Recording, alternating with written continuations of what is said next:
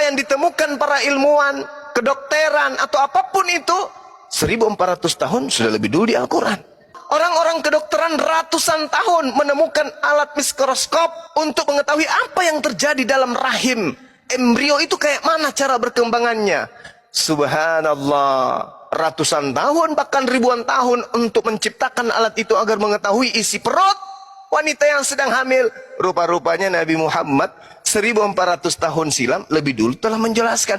Ini bukti bahwa kalam yang dibawa itu, firman yang dibawa itu benar-benar dari yang maha mengetahui, pencipta langit dan bumi. Karena kalau ini karangan, tidak mungkin. 1400 tahun sundal aja belum ada. Nabi Muhammad bisa tahu tentang ilmu mikroskop. Nabi Muhammad bisa tahu isi komputer. Kayak mana ceritanya? Tidak masuk akal, irasional. Berarti yang mengajarkan beliau ini adalah Sang Maha Mengetahui. Karena tidak ada sesuatu di atas muka bumi ini, dulu, sekarang maupun yang akan datang, yang tidak diketahui oleh penciptanya sendiri. Maka buku panduan yang datang ke atas muka bumi, yang dikhususkan untuk seluruh umat manusia pada akhir zaman, yaitu buku yang tak akan pernah tergantikan. Kenapa? Karena tak ada lagi Nabi. Kalau kitabnya Nabi Musa diturunkan kepada Nabi Musa, tidak ada jaminan untuk menjaganya, tak ada yang menghafalkan, tak ada yang menuliskan. Kenapa? Karena buku ini sifatnya hanya sementara. Begitu juga Injil, tak ada yang menghafalkan, tak ada yang menuliskan yang dari Nabi Isa. Kenapa? Karena ini sifatnya sementara. Sudah sementara juga hanya untuk perorangan, untuk peruntukan perkelompok tertentu. Tapi kalau Al-Quran sudahlah datang, dibawa oleh Nabi terakhir, Rasul terakhir. Setelahnya tak ada lagi Nabi, setelahnya tidak ada lagi kitab suci, setelahnya tidak ada lagi tuntunan. Maka Al-Quran ini, inna nahnu nazzalna zikra wa inna lahu lahafidz.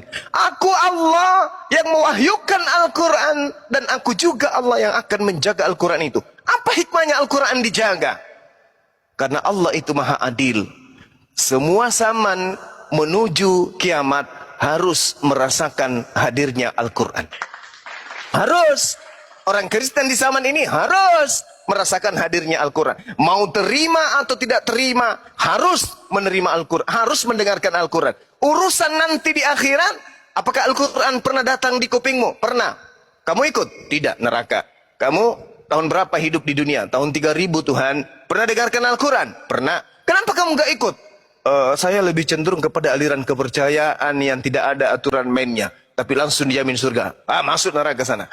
Al-Quran itu diperuntukkan sampai kiamat untuk didengarkan semua orang.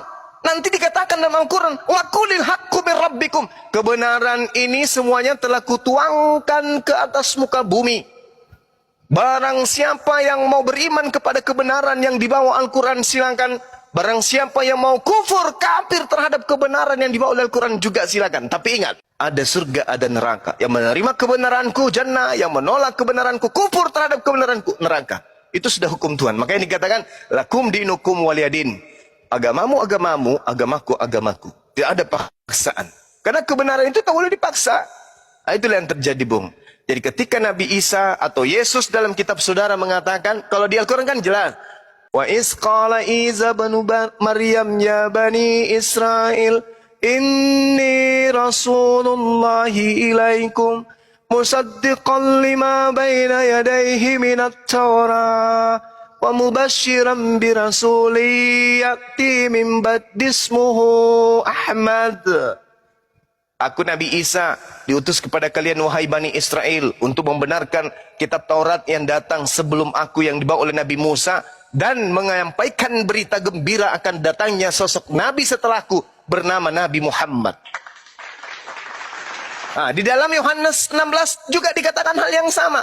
Adalah lebih baik jika aku pergi, sebab kalau aku tidak pergi, maka roh kebenaran, penghibur itu tidak akan datang. Tetapi kalau aku pergi, dia akan datang. Dialah yang akan mengajarkan kepadamu segala sesuatu berkaitan dengan hukum-hukum, keadilan, dan pengisapan dunia akan dosa. Itu betul.